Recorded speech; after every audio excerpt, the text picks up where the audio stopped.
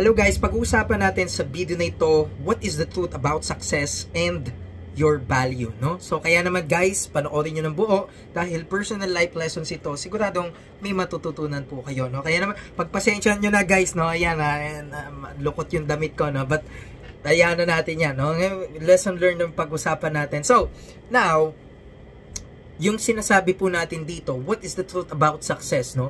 Everyone, lalo na yun nga, yung mga kabataan gusto nila maging matagumpay sa buhay. Yan naman lahat ng goal niya, maging independent, no? Papunta doon, makatulong tayo sa ating sarili, because pag natulungan mo yung sarili mo, matutulungan mo yung family mo, no? Yung mga mahal mo sa buhay, yung mga taong nakapaligid sa iyo, no? And even your friends. Now, so pero alam natin, di ba, na minsan yun nga, na hindi natin nakikita yung mga sacrifices, yung mga hard work, no, ng isang tao, at ang nakikita natin sa kanya is really more on the result, is really more on the achievements part na lang, no, yung success na.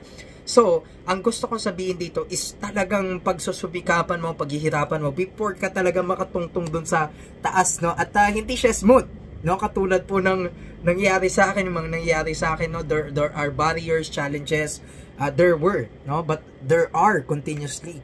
So kaya dito sinasabi natin na continue lang talaga, no, kapag yung success, no, di mo naman talaga malalaman pag successful ka na, bakit? Kasi di ba yung mga ini-interview, kahit may pera na sila, mayaman na sila, mga talagang sikat at kilala na din sila, pag tinanong mo sa tingin mo, ikaw, no, sa sarili mo, successful ka na ba o hindi pa? Minsan sinasagot nila, hindi, may gusto pa akong marating, no?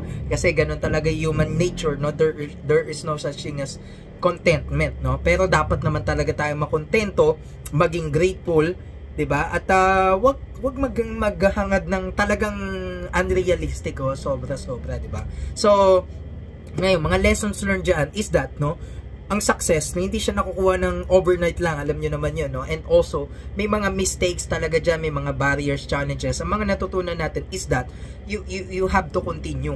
You have to pursue what are your real goals, real purpose and passion mo sa buhay mo.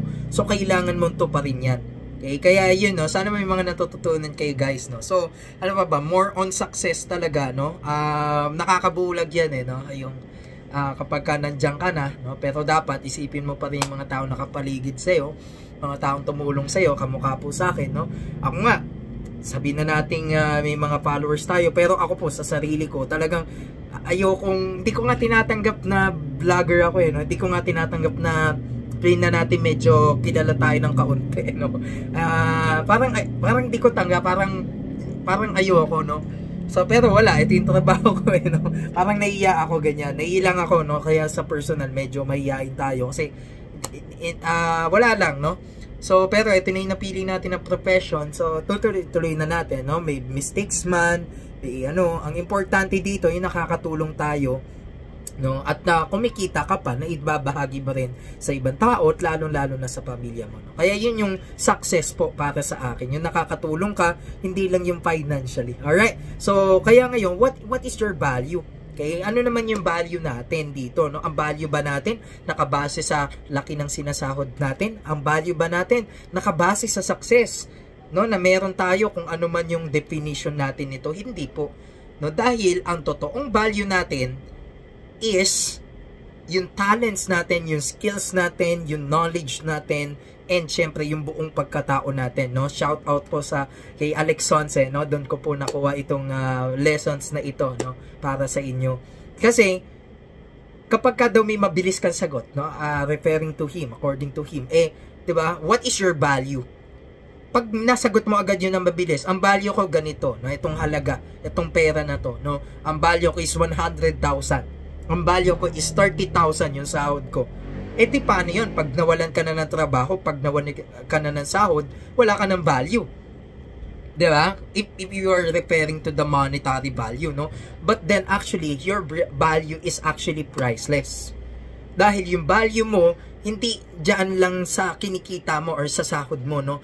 Kailangan mo malaman ang value mo as a person, as a human being is, no, priceless and based on what skills you have, what knowledge you have, and the contribution, no, that you can, the things that you can contribute to the people, the communities, and to the world, no. So kaya yun yung sinasabi natin dito, na yan yung success, yung value mo as a person, as a human being, as a son, as a daughter, no, whatsoever, talagang syempre, no, priceless po yan. Kaya nga pag-ingatan mo yung buhay mo, gumawa ka ng mga magagandang bagay, no, bait ng vlog ko ngayon. Pero yun, no, yun ang talagang lessons learned dito. Ang success, hindi mahirap kunin yan, pero there are processes, no, na kailangan mong gawin for you to be able to lead the pathway, no.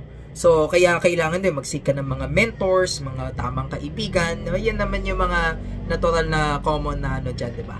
Na payo nila, no? Kaya yun guys, no? Medyo mahaba na pala yung video natin. Nasa 6 minutes na. Maraming salamat sa panonood. Sana may natutunan kayo, no? Kahit konti man lang dito sa ating vlog, no? Marami pa tayong mga life lessons, mga youth empowerment na i-share sa inyo. So, see you in the next video.